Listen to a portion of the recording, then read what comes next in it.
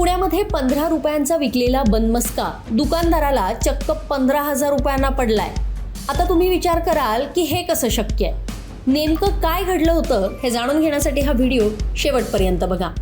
तर त्याचं झालं असं, गंगाधाम चौक परिसरातल्या एका चहाच्या दुकानात ग्राहकांच्या आरोग्याशी खेळ केला जात असल्याचा एक धक्कादायक प्रकार काही दिवसांपूर्वी उघडकीस आला होता। इथे एका ग्राहकाला या दुकानात एक्सपायरी डेट संपलेला बनमस्का विकण्यात आला। मात्र संबंधित ग्राहकांना वेळेवर त्या पाकिटावरची तारीख तपासली आणि हा प्रकार उघडकीस आला। ग्राहकांना याबाबत दुकानातल्या कर्मचाऱ्यांना जाब विचारला, त्यावेळी सुरुवातीला उडवाउडवीची उत्तरं देण्यात आली। तसंच संबंधित खाद्यपदार्थ हा एक्सपायरी डेट संपलेला नाही असं सांगण्याचाही प्रयत्न केला गेला। नेमकं काय घडलं होतं त्यावेळेचा हा व्हिडिओ आधी तुम्ही बघा। घेऊन टाका तुमचे, तुम्ही एक्सपायरी का विकताय? पण तुम्ही काय डिस्पोज करून टाका काय ते सगळं तुम्ही दिलंय, मी तुमच्याकडनं घेतलंय ते। तुम्ही म्हणता त्याच्याशी बोला, तो म्हणतो त्यांनी सांगितलं तुम्हाला 12 वाजता तर विकायचं नाही म्हणून। असं बाय मिस्टेक होतं का? लिहून द्या, रायटिंग मध्ये लिहून द्या मला आमची मिस्टेक झाली। काय झालं मग? अरे मिस्टेक झाली ना तुमची, अरे पण तुमची मिस्टेक झाली की नाही? तुम्ही एक्सपायर प्रोडक्ट विकताय लोकांना। कंपनीचा माणूस काय म्हणतोय, कंपनीच्या माणसाचं काय म्हणणं आहे की बाबा कंपनीच्या माणसाचं काय म्हणणं आहे की 1 वाजेपर्यंत तुम्ही विकू शकता। तुम्ही आता 29 नंतरचे प्रोडक्ट तुम्ही देता लोकांना। अहो तर मग ते द्यायचं ना तुम्ही एक्सपायर झालं का विकलं कस्टमरला? अहो तुम्ही विकलं कस्टमरला एक्सपायर झालं प्रोडक्ट, मग ते तुम्ही मान्य करा ना। लिहून द्या मला मिस्टेक झाली म्हणून। मी तुम्हाला मगाशी विचारला, तुम्ही काय म्हणले आजच्या दिवस चालतोय तो, असं तुम्ही मगाशी बोलले। मी 3 वेळा म्हटले, तो कंपनीचा माणूस फोन चालू आहे, त्याचं काय म्हणणं आहे की दुपारी 1 नंतर ते वापरता कामा नये।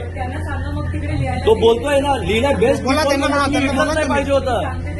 तुम्ही सांगता बेस्ट बिफोर म्हणजे 29 पर्यंत चालतं, 28 पर्यंत व्हॅलिडिटी संपते। तुम्ही लोकांना विकू नका चुकीचे प्रोडक्ट। कस्टमर काय 20-25 साठी येतात तुमच्याकडं, लाजा वाटल्या पाहिजेत तुम्हाला। एक्सपायर झालं प्रोडक्ट विकताय तुम्ही आणि उलटा कस्टमरला घेता, पैसे परत दिले। अहो पण आम्ही खाल्ल्या, उद्या आम्हाला काय झालं तर काय करणार ना? तुमचा 15 रुपयाचा बिझनेस, तुमचं 15-20 साठी कोण येतं का इथं कस्टमर? नेक्स्ट टाइम से तुम्हारा गलती है, वो तुमने ध्यान रखना चाहिए। कस्टमर को गलत चीज दे रहे हो। मैडम मैं आपको पूछने आया था, आपने क्या बताया? आज के दिन चलता है वो इसलिए अभी उसने हमको बोला नहीं कभी 1 बजे तक चलता है। अभी बताया, तो अभी वो बोल रहा है कि मैंने ऑलरेडी आपको इन्फॉर्म किया है 12 बजे। प्रोडक्ट हमारा कोई प्रोडक्ट हाँ बट मैम आपने फ्रेंचाइजी ली है ना उसकी? मैं वही बोल रही हूँ, आपको बोलना चाहिए 1 बजे तक। आपने वेंकटेश्वरा चाय की फ्रेंचाइजी ली है ना? फिर मैं वही बोल रही हूँ आपको, हमको आज तक उन्होंने बताया नहीं जो डेट है उस डेट को कभी नहीं। अभी बोल रहा है कि आपको ऑलरेडी बताया। मात्र ग्राहकांना हार न मानता थेट अन्न आणि औषध प्रशासन विभागाकडे याची तक्रार केली। तक्रारीची दखल घेत अन्न आणि औषध प्रशासन विभागानं संबंधित दुकानाची चौकशी केली आणि चौकशीत हा संपूर्ण प्रकार स्पष्ट झाल्यानंतर संबंधित दुकानदारावर दंडात्मक कारवाई करण्यात आली आहे। ज्यांच्या बाबतीत हा प्रकार घडला होता ते जागरूक ग्राहक या संपूर्ण प्रकरणाबाबत काय म्हणतायत ऐका। मी 29 तारखेला ज्यावेळी गंगाधाम येथील व्यंकटेश्वर अमृततुल्य जी काय फ्रँचायझी आहे तिथे ज्यावेळी मी चहा बनमस्क्यासाठी मित्रासोबत गेलो होतो, त्यावेळी मला असं आढळलं होतं की तिथे जो आहे ते एक्सपायरी झालेला बनमस्का ते देत होते। नंतर ह्याची तक्रार अनेक माध्यमांनी देखील घेतली आणि त्याच्यामुळेच मला एक कॉन्फिडन्स आला आणि नंतर मी एफडीएला या संदर्भातली तक्रार केली। त्या तक्रारीनंतर एफडीए चे जे जॉईंट कमिशनर आहेत भोगावडेजी, त्यांनी संबंधित त्यांच्या डिव्हिजनला म्हणजे स्वारगेट डिव्हिजन किंवा गंगाधाम डिव्हिजन म्हणू आपण, त्या डिव्हिजनला त्यांनी तो अर्ज फॉरवर्ड केला। नंतर तिथल्या टीमनी देखील येऊन जे तिथे इन्स्पेक्शन केलं, हे व्यंकटेश्वर अमृततुल्य गंगाधाम येथील जे अमृततुल्य आहे तिथे, आणि त्यामुळे त्यांना अनेक त्रुटी आढळल्या।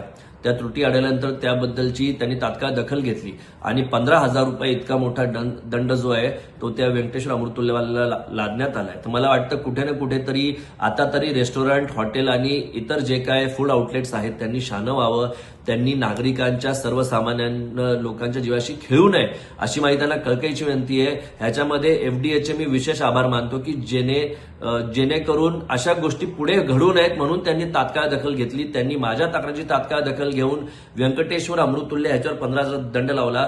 परंतु माझी त्यांना एफडीएला परत एकदा विनंती आहे की त्यांनी काही ठिकाणी सुमोटो ऍक्शन घेणे देखील गरजेचं आहे। आपण पाहतोय की गेले अनेक महिन्यात अशा खूप केसेस समोर आलेल्या आहेत आणि यामध्ये सर्वसामान्य नागरिकांच्या जीवाशी जो खेळ खेळणं चालू आहे, मला वाटतं कुठे ना कुठेतरी ह्याला आळा बसणं खूप गरजेचं आहे.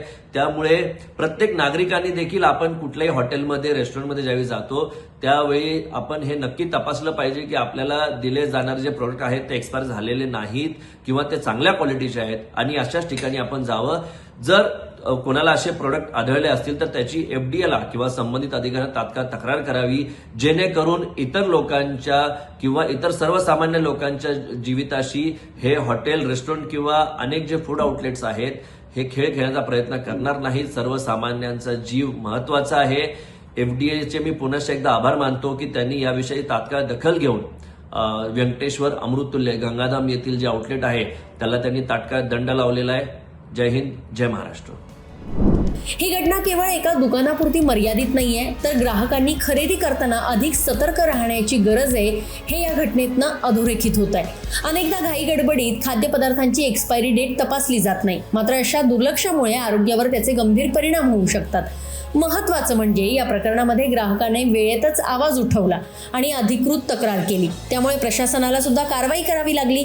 आता ग्राहकांनी जागरूक राहून अशा प्रकारांच्या विरोधात जर तक्रार केली तर भविष्यात अशा काही घटनांना निश्चितच आळा बसू शकेल हे नक्की. पुण्याहून अश्विनी जाधव केदारी, लोकमत व्हिडिओ.